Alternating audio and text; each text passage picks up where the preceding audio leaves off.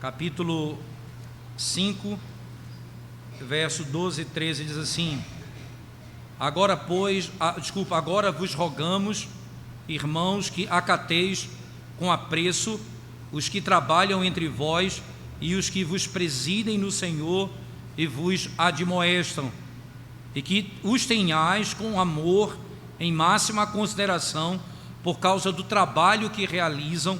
Vivei em paz uns com os outros, por causa do trabalho em que eles realizam. O trabalho dos presbíteros, o trabalho é digno de honra, irmãos, não é? Porque o mestre a quem eles servem, cujo trabalho é ordenado por ele, certo? Ele requer isso daqueles que são presididos por esse presbítero. É o Senhor quem ordena isso. Outra coisa importante, não é? Qual a razão do trabalho dos presbíteros? Veja, a pergunta, o ponto lá é o seguinte: eles devem estimá-los e respeitá-los por causa do seu trabalho. Que trabalho é esse que eles realizam, irmãos? O trabalho do Evangelho, certo? E a maneira como eles lidam com esse ensino para o avanço da igreja e para o avanço do reino de Deus nesse mundo. A estima das pessoas para com os presbíteros é apenas, irmãos, um encorajamento necessário a eles no trabalho que eles realizam, por causa da grandeza do trabalho que eles realizam. Veja, não há nenhum prospecto de benefício no mundo, não há nenhum benefício nessa terra, não há nenhuma recompensa do trabalho que eles fazem nessa vida. O mundo não os reconhece. Logo, é requerido que a igreja do Senhor os reconheça, que a igreja do Senhor os respeitem, por causa da natureza do trabalho que eles executam, que é cuidar do rebanho do Senhor. Veja de novo o verso 12: vos rogamos, irmãos, que acateis com apreço os que trabalham entre vós e os que vos presidem no Senhor e vos admoestam, e que os tenhais com amor em máxima consideração por causa do trabalho que realizam. Por causa do trabalho que realizam. Viver em paz uns com os outros. A segunda honra que a igreja deve aos presbíteros, irmãos, é obediência e submissão a eles ao fazerem o trabalho de seu ofício. Quando eles fazem o trabalho do seu ofício. Vamos dar uma olhada lá em Hebreus capítulo 13, verso 17, por favor. Hebreus 13, 17.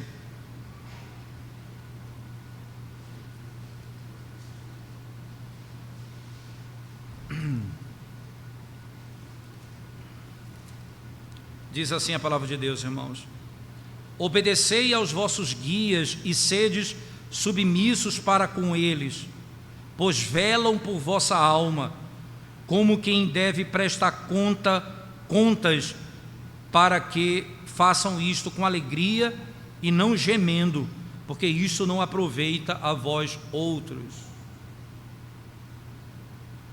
Obedecei a vossos guias e sede submissos para com eles. Por quê?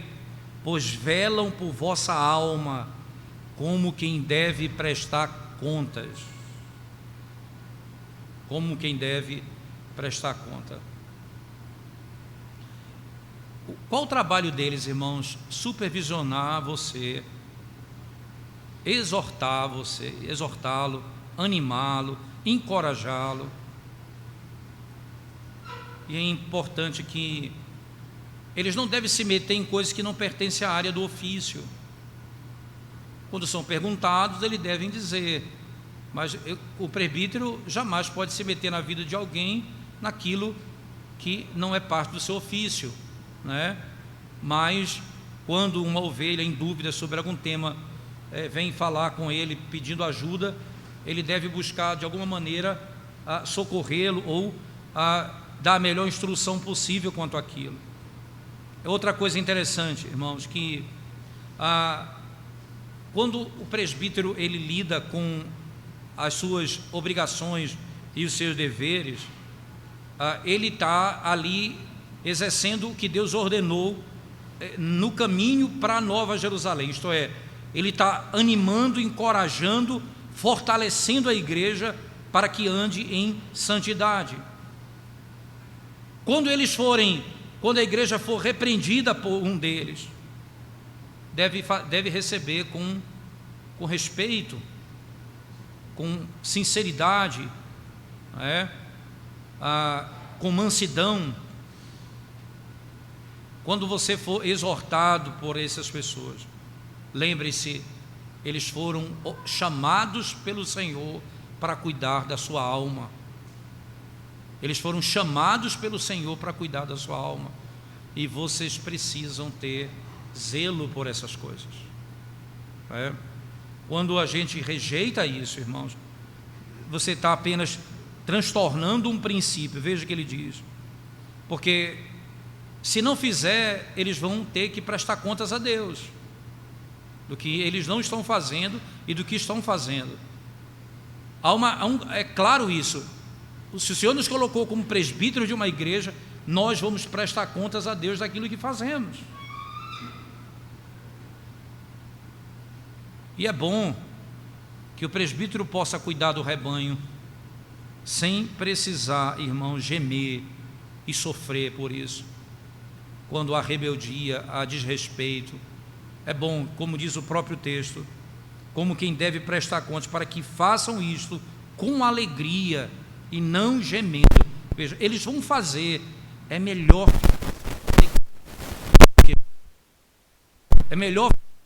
do que da outra. Eles vão fazer, mas é mais saudável que seja.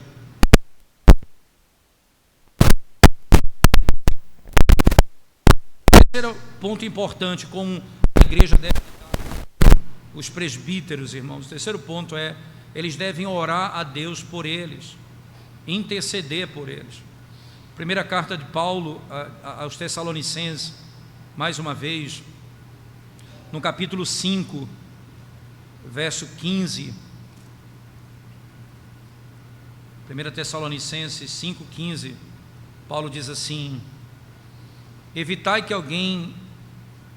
1 Tessalonicenses 5,15, deixa eu ver, na realidade é o 17, né? É o 15, vamos lá. Evitai que alguém retribua a outro mal por mal, pelo contrário, segui o bem entre vós e para com todos. Regozijai-vos sempre, orai sem cessar, em tudo dai graça, porque esta é a vontade de Deus em Cristo Jesus para convosco. Não apagueis o espírito, não desprezeis, abstendo de todo mal. Deixa eu ver aqui, irmãos, eu acho que verso 25 na realidade, não é o 15 não, é o 25. Irmãos, orai por nós. Irmãos, orai por nós. Além de estimá-los, além de receber a admoestação, no encorajamento deles com alegria, a igreja deve orar pelos seus presbíteros, suplicar a Deus por ele. Veja, por causa do trabalho que eles têm a fazer, para que eles possam fazer de modo correto. A sua oração, ela vai mostrar a preocupação com a vida da igreja, para que os presbíteros pastoreiem o rebanho adequadamente. Nós podemos suplicar a Deus por isso ao pastor da igreja. E quarto, irmãos, fechando os ouvidos contra as censuras lançadas sobre eles e sendo reticente em receber maus relatórios deles, evitando-os a menos que haja evidência suficiente. É interessante porque tudo isso tem base bíblica, né, irmãos? Isso não é um desejo aqui da igreja. 1 Timóteo capítulo 5, verso 19. Vamos lá. 1 Timóteo 5, verso 19. Paulo diz assim: não aceites denúncia contra presbítero, senão exclusivamente sob depoimento de 2 ou 3 testemunhas, né? Os oficiais da igreja, irmãos, são aqueles a quem Satanás principalmente deseja desacreditar. Então é a maior ação dele, porque muitos corações hipócritas e falsos irmãos, eles vão se levantar imediatamente. Está vendo? É por isso que eu não quero ir para a igreja. Está vendo? Esse é um presbítero, veja a vida dele como é. Como funciona isso? Veja o trabalho que eles têm, a seriedade do que lhes é devido. Agora, se eles são maculados nas suas ações, não pense que vocês estão maculando o indivíduo, vocês estão maculando a igreja, vocês estão levando a igreja ao sofrimento. Porque as pessoas que aceitam isso, elas desacreditam na palavra dele. É por isso que eu constantemente digo isso à igreja. Os fofoqueiros que ficam falando mal dos oficiais, do pastor, daquele ou daquele outro, eles não querem o bem da igreja. Porque se eles querem o bem da igreja e é algo sério, eles trazem isso à frente e denunciam o pastor. Isso é para o bem da igreja. Mas o que eles querem é desacreditar a pregação. Eles são inimigos do evangelho. Eles agem como filhos das trevas. Eles são como filhos de Satanás, que querem exatamente desacreditar a pregação. Porque se há alguma coisa contra o líder da igreja, um presbítero, um pastor, irmãos, não se acanhe, faça a denúncia. É necessário que a raiz e o mal seja arrancado da igreja. Não temam isso. Quando você vê pessoas que vão na casa do outro falar mal do um, chama o outro na casa para falar mal do outro, você pode ter certeza. Vem aqui na minha casa tomar alguma coisa, tomar um cafezinho, comer uma coxinha. Venha na minha casa, que eu vou mostrar para você quem é a liderança dessa igreja. Apresente uma acusação. Porque se você se assenta à mesa de quem faz isso, você compactua com essas pessoas e você é digno de reprovação. Agora, se é real, se há um pecado grave, há testemunha contra o líder, não temam, venham à frente, façam a denúncia e haverá tratamento para isso. É assim que funciona. Porque, irmãos, não pensem que é a reputação do pastor, do presbítero que está em jogo. É a pregação da palavra que é desacreditada. As pessoas não escutam mais o evangelho. Nós nos tornamos pedra de tropeço para as pessoas. E de repente isso começa a acontecer. Se você tem alguma acusação, faça. Agora, se é conversa de bastidores, não permita. Veja, vou mais uma vez ler a palavra de Deus com você. Não aceites denúncia contra presbítero, senão exclusivamente sob depoimento de 2 ou 3 testemunhas. 2 ou 3 testemunhas. Isso é muito sério. Isso leva à destruição da igreja, irmãos. Você não precisa fazer mais nada, apenas desacredite a pregação. Aquele que está pregando a palavra, desacredite dele, prove que ele é um hipócrita, na conversa paralela, na conversa com um com o outro. Leve essa informação para todo mundo. E sabe o que vai acontecer? A pregação da palavra não mais será ouvida. Não mais será ouvida. Não é à toa que é isso que eles estão requerendo. Apresente testemunhas, senão, não faça isso. Se você quer destruir o pastor, faça um líder da igreja, faça isso de outra forma. Mas não destrua a igreja de Cristo. Não destrua a igreja de Cristo. Porque isso não é o caminho que Deus ordenou. Agora, por último, eu quero considerar com vocês os benefícios, irmãos, né? Algumas aplicações para a vida do presbítero diretamente, né? Vamos lá para Atos capítulo 20, verso 23, por favor. Atos capítulo 20, verso 23.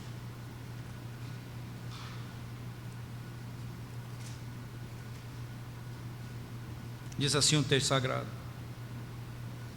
senão que o Espírito Santo de cidade em cidade me assegura que me esperam cadeias e tribulações.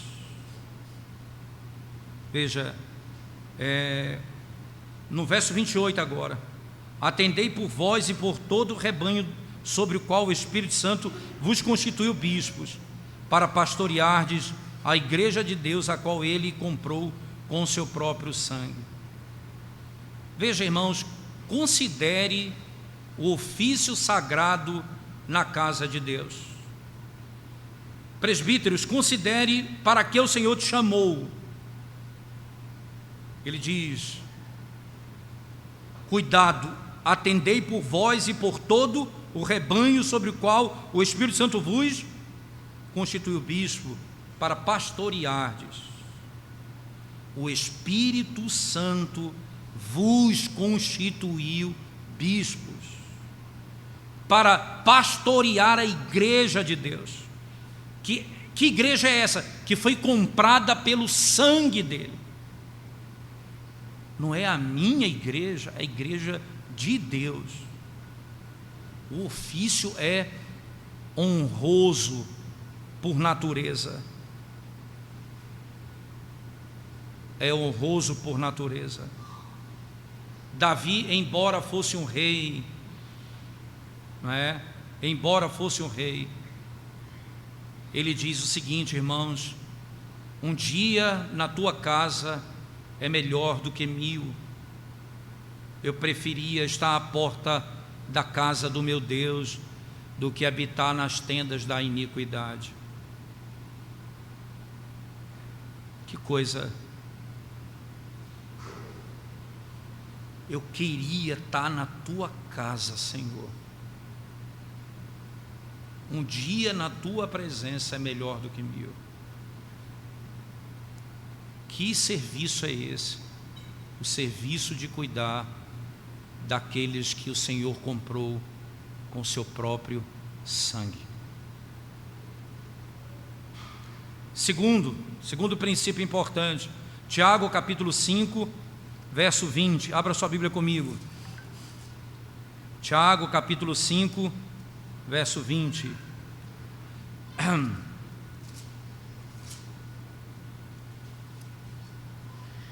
Diz assim a palavra de Deus, irmãos. Tiago 5, 20. Sabei que aquele que converte o pecador do seu caminho errado salvará da morte a alma dele e cobrirá a multidão de pecado. Esse é um trabalho para o avanço do reino de Cristo. É um trabalho para suprimir o mal na congregação. Você pensa em fazer um bem para alguém, faça um bem à sua alma. Aquele que converte o pecador do erro, do seu caminho, salvará a sua alma da morte. Considere isso, irmãos. O nosso trabalho, do trabalho daqueles que foram chamados por Deus para convencer, tirar as pessoas do erro, mostrar o caminho de santidade a elas serão salvas da morte.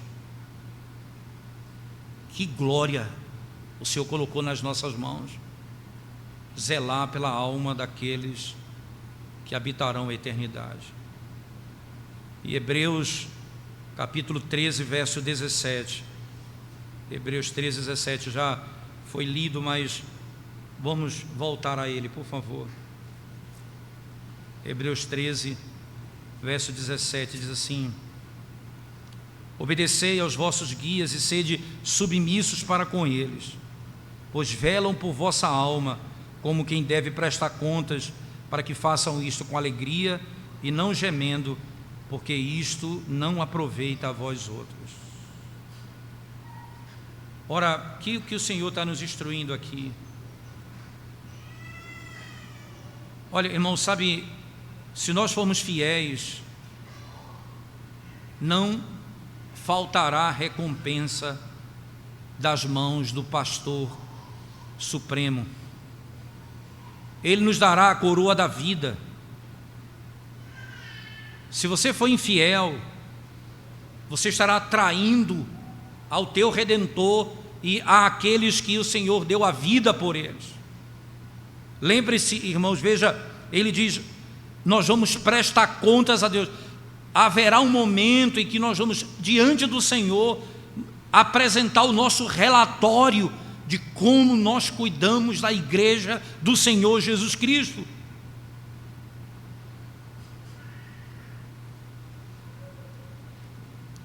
E aqui os últimos conselhos, não coloquei os tópicos, mas os últimos conselhos para nós encerrarmos a nossa participação nesse tópico dos presbíteros, irmãos. Lembre-se que sempre, lembre-se disso, é Deus quem te ordenou fazer isso. Você não deve depender do favor dos homens.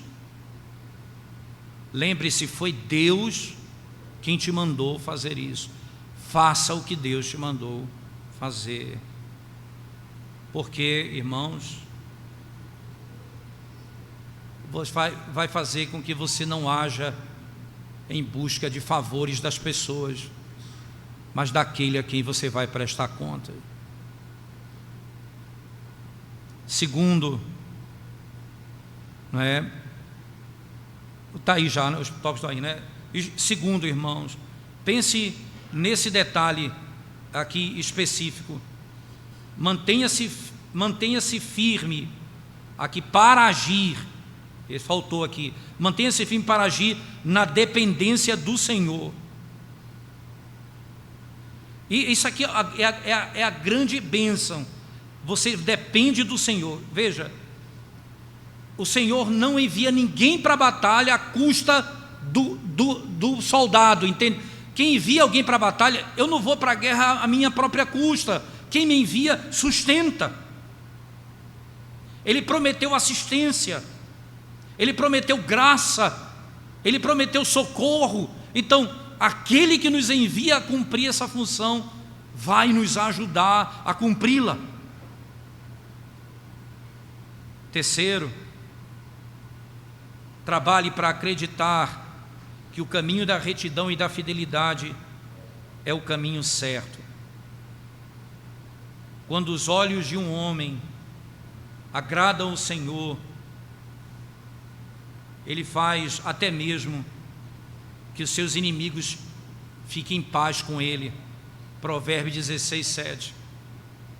Quando os caminhos de um homem agradam o Senhor, ele faz com que até os seus inimigos tenham paz com ele. Provérbios 28, 23 diz: aquele que repreende o homem encontrará mais favor do que aquele que bajula. Aquele que repreende um homem encontrará mais favor do que aquele que o bajula. Perceba ainda o detalhe, irmãos. A corrupção dos homens dizem o que eles querem dizer. Vai dizer o que eles querem dizer.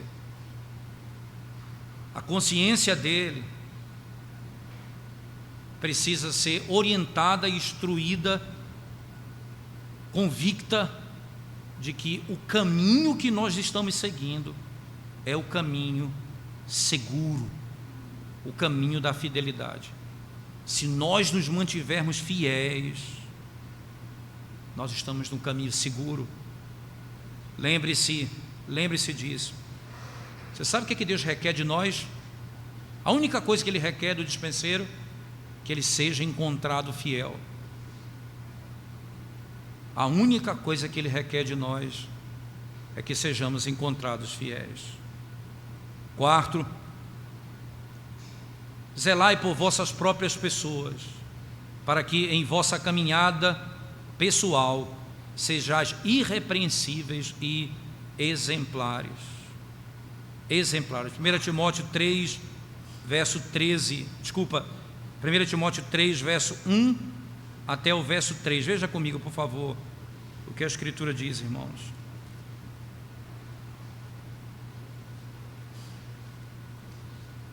1 Timóteo 3, 1 a 3 diz assim: fiel é a palavra, se alguém aspira ao episcopado, excelente obra almeja. É necessário, portanto, que o bispo seja irrepreensível, esposo de uma só mulher, temperante, sóbrio, modesto, hospitaleiro, apto para ensinar, não dado ao vinho, não violento, porém cordato, inimigo de contendas, não avarento. Não avarento. É engraçado que lá na frente ele vai dizer apto para ensinar, não é? Mas a grande maioria das informações requeridas são de cunho do modo como eles vivem, o exemplo deles em casa, na igreja e na sociedade. O ensino é uma coisa importante, sem dúvida, mas o que vai produzir o maior impacto na igreja é o modo fiel como seus líderes vivem. Mais do que muito do que falamos.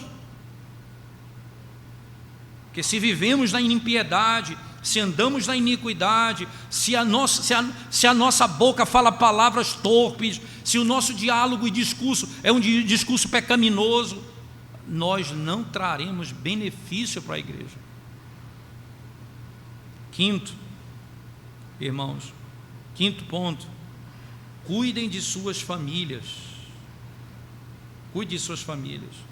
Verso 4 e 5 de 1 Timóteo 3 diz que governe bem a própria casa, criando os filhos sob disciplina, com todo o respeito. Pois se alguém não sabe governar a própria casa, como cuidará da igreja de Deus? Cuide da sua família. Se você não governa a sua casa, você não pode governar a casa de Deus. Se seus filhos vivem em rebeldia, irmãos, se seus filhos não respeitam sua autoridade,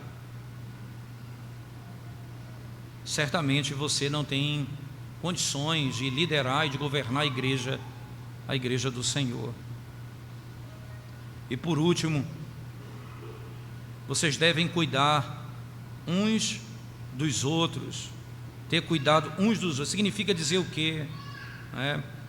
Sabendo, irmãos, que qualquer escândalo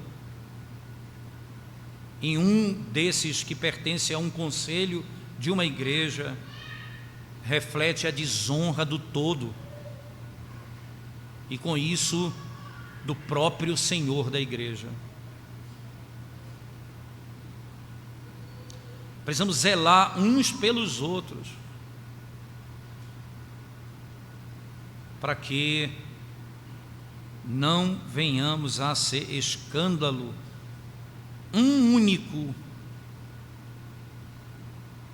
traz desarmonia e desrespeito à igreja como um todo, e o próprio Senhor da igreja.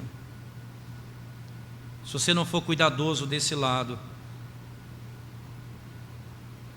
não haverá nenhum benefício de você prestar atenção e zelar pela vida do rebanho. Não haverá nenhum sentido cuidar da igreja se o pecado impera no meio da igreja.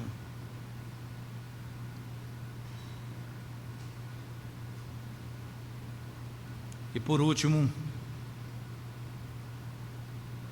a vocês, irmãos, eu exortaria a ter consciência dos seus deveres para com os seus oficiais.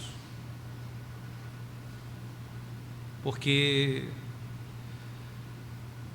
se você não tiver consciência do que você está fazendo e de quem são os presbíteros, qual o papel deles, você vai só encontrar motivos para murmurar e se queixar. Ao invés de honrar, muitos desprezam os seus líderes e tratam o ofício como se fosse algo de menor importância. O cabeça da igreja, que é Cristo, instituiu presbíteros para governar a sua igreja.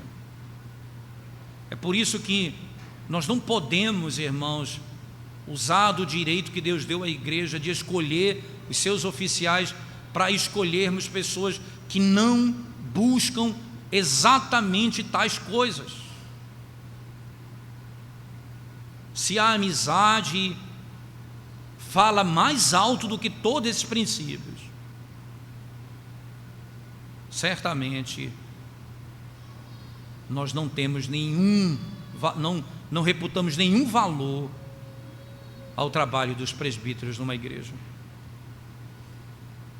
É trabalho da igreja, é papel da igreja escolher os seus oficiais que precisam fazer segundo a palavra de Deus, segundo o que Deus requer. Não é gosto pessoal, é o que a palavra nos ensina, o que é certo para ser feito. Esse é o ponto fundamental.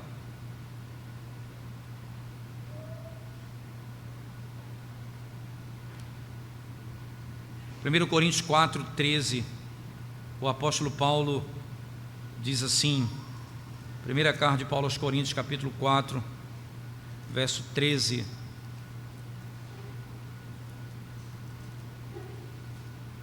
Paulo diz assim, irmãos: quando caluniados, procuramos conciliação. Até agora temos chegado a ser considerados lixo do mundo, escória de todos.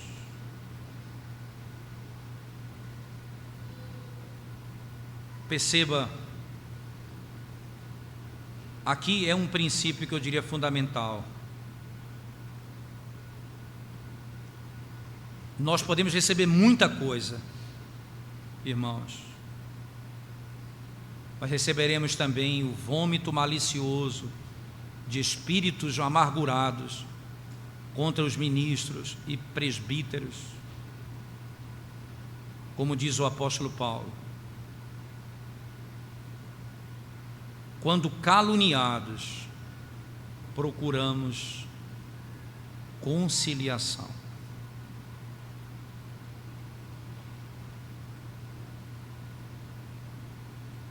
Esses que foram chamados para esse ministério são homens sujeitos a todo tipo de fraqueza. Como não orar por eles? Como não suplicar a Deus por eles? Segundo, como não segurar as mãos deles quando cansados estiverem? Porque isso é para o bem da própria igreja.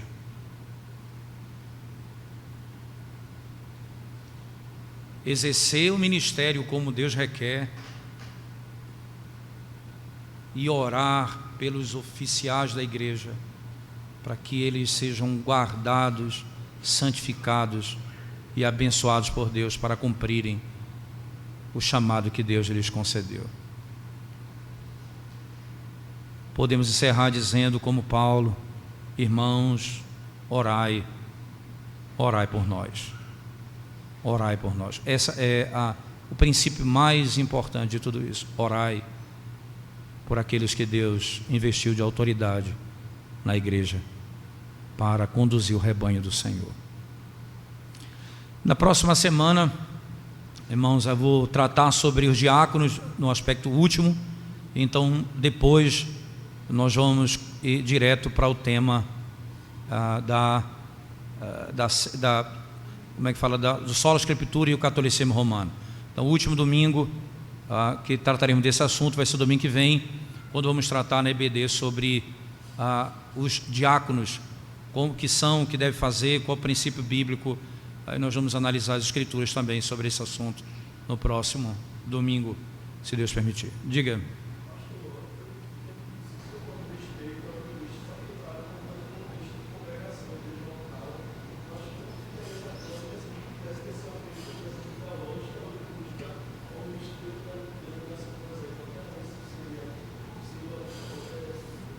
Entendi. Veja, irmãos, não mais uma vez, não é fazer crítica à pessoa, não. Entenda, denigrir a imagem. Veja, eu posso dizer, eu discordo do pensamento dele assim, respeitosamente. Isso pode acontecer. Agora, se é algum princípio da igreja, uma doutrina da igreja, aí é preciso que o assunto seja tratado junto com o conselho, porque não é a visão de um presbítero, é a visão da igreja. Mas se você está falando de uma coisa particular, um ponto ou outro, e você discorda do pensamento, veja, você não precisa fazer isso de maneira que você venha a desrespeitar. Fazer crítica a qualquer pessoa, todos nós somos suscetíveis à crítica, mas avalie o coração nesse sentido. Por que nós estamos fazendo isso? Qual a intenção? Então, mas não é só para o pastor, não, para qualquer pessoa. Você precisa saber, e todos nós precisamos saber qual a razão que eu estou criticando ele nesse ou naquele ponto, né? Ora, se a intenção é ajudá-lo, eu posso falar com ele. Se a intenção é algo conhecido, doutrinário, sim, eu posso falar e posso debater o assunto sem problema nenhum, certo? Agora, se for algo de um presbítero da igreja, em termos de doutrina, aí tem que ser tratado no conselho, porque é doutrina da igreja, não é do presbítero particular.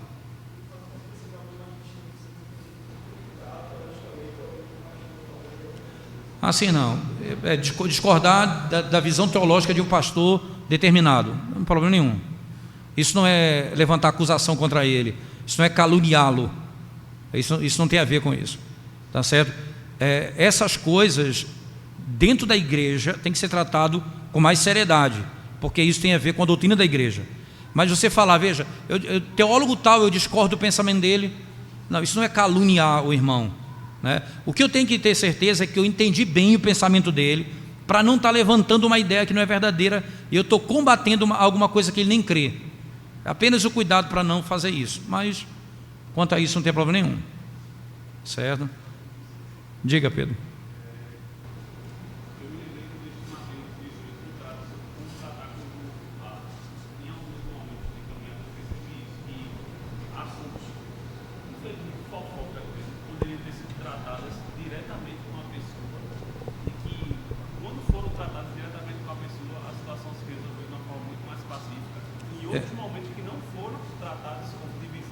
Isso, o Pedro está colocando aqui o princípio de Mateus 18. Quando a gente segue o princípio de Mateus 18 para lidar com qualquer problema, o resultado é bom, mas quando você não segue o princípio de Mateus 18, qual o princípio? Mateus 18 diz o quê? Se teu irmão te ofendeu, vá a ele e tente ganhá-lo. Se você não ganhou, pegue 2 ou 3 testemunhas, vá a ele e tente ganhá-lo também, certo? A intenção aqui não é disciplina, é restaurá-lo. Se ele não mudou o pensamento, se ele não foi transformado, aí você leva à igreja, aí a igreja então vai declarar publicano e gentil, e vai, então esse é o trabalho que deve ser feito. Então, se seguimos esse padrão, normalmente a tendência é terminar bem. Exatamente, inclusive com presbítero mesmo. Presbítero mesmo, exatamente. Fazer isso é a melhor coisa que você pode fazer, entendeu? Siga o padrão bíblico, que não tem errado, não tem caminho errado nisso aí, tá bom? Mais outra pergunta, irmãos? Essa dúvida? Então tá bom, vamos orar e nós vamos encerrar. Logo mais 17 horas estaremos de volta mais uma vez para adorar o Senhor. Oremos. Graças te damos, ó Deus.